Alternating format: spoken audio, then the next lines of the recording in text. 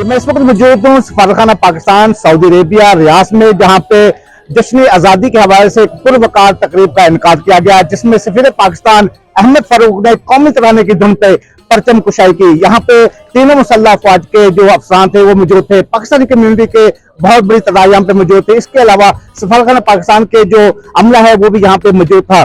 यहाँ पे जो मुकर्रीन थे उनका ये कहना था कि पाकिस्तान जो है हमारी बका है, हमारा वो शनाख्त है और हम जो है इसी नाम के साथ ओवरसीज में जो हम पहचाने जाते हैं। यहाँ पे जो शरीक पाकिस्तानी थे उनका ये कहना था कि हालिया दिनों में जो पाकिस्तान, तुर्किया और सऊदी अरबिया के दरमियान जो दिफाई मुआहदा हुआ है उसने भी इस जश्न आज़ादी को जो है उसके रंगों को दुबाला कर दिया गया है।